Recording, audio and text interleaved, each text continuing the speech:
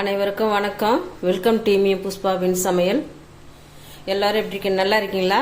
நாங்களும் நல்லா இருக்கிறோங்க. பச்சை மிளகாய் வச்சு காரசாரமான ஒரு குழம்பு செய்யலாங்க. பச்சை மிளகாய் ஒரு 50 கிராம் எடுத்துருக்கிறேன். வெங்காயம் ஒரு 50 கிராம், புளி ஒரு 50 கிராம் எடுத்துருக்குங்க. இது 3 பொருள் தான். ஆந்திரா ஸ்டைலில் நல்ல காரசாரமான பச்சை மிளகாய் குழம்பு செய்யலாம். எப்படி செய்யுதுன்னு பார்க்கலாம் வாங்க. இந்த பச்சை மிளகாய் இந்த காம்பெல்லாம் எடுத்துட்டு சின்ன சின்னதாக கட் பண்ணிக்கலாம். வெங்காயம் நீலவாக்கில் கட் பண்ணிக்கலாம். புளியை கரைச்சி வச்சுக்கலாம். ஸ்டவ் பற்ற வச்சு கடாய் வச்சுக்கலாங்க. 100 கிராம் நல்லா சுத்தமான நல்லெண்ணெய் ஊற்றிக்கலாம். இந்த குழம்புக்கு நல்லெண்ணெய் ஊற்றினா தான் நல்லாயிருக்கும், டேஸ்ட் கொடுக்கும்.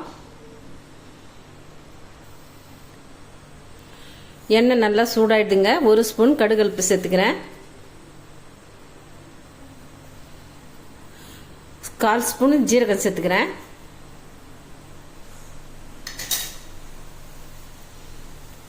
ஒரு 2 கருவேப்பிலை சேர்த்துக்கிறேங்க.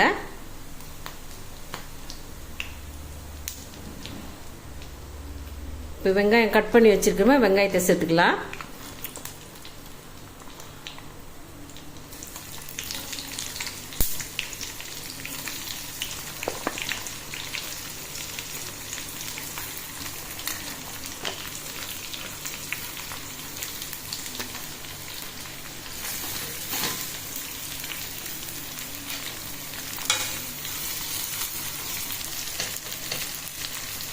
குழம்புக்கு தேவையான அளவு சால்ட் சேர்த்துக்கிறேன்.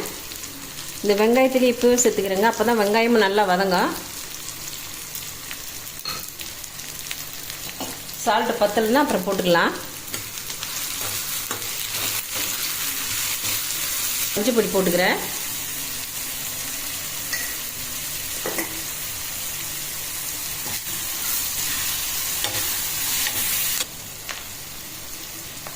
வெங்காயம் நல்லா பாதி வதங்கிடுதுங்க. பச்சை மிளகாய் 50 கிராம் எடுத்துமா அதே அளவு தான் புளியும் வெங்காயமும் எடுத்துக்கணும். இப்போ மிளகாவை கட் பண்ணதை வெங்காயத்தில் சேர்த்துக்கிறேன்.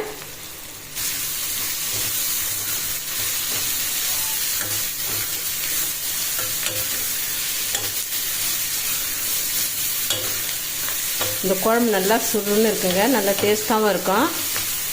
எங்கள் பக்கத்தில் மழையும் இல்லை, வெயிலும் இல்லை, மந்தாரமாக இருக்குது. இந்த நேரத்துக்கு இந்த குழம்பு வைக்கிறேங்க.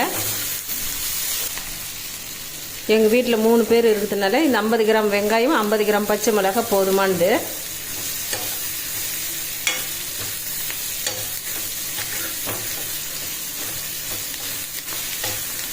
வெங்காயம் நல்லா வதங்கணுங்க. வெங்காயம் பச்சை மிளகாய் ரெண்டுமே நல்லா வதங்கி வரணும். இதுக்குள்ளே புளியை நல்லா கரைச்சிக்கலாம்.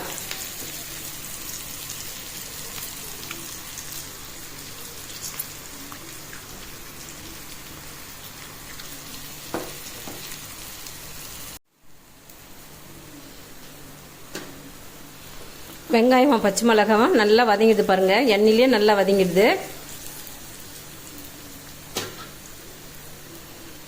இப்போ புளி கரைச்சல ஊற்றிக்கலாம்.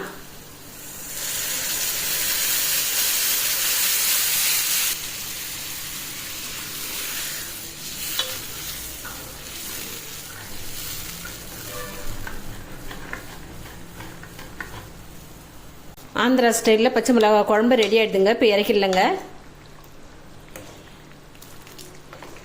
வாசனையே நல்லா சூப்பராக இருக்குது. இறக்கிடலாம்.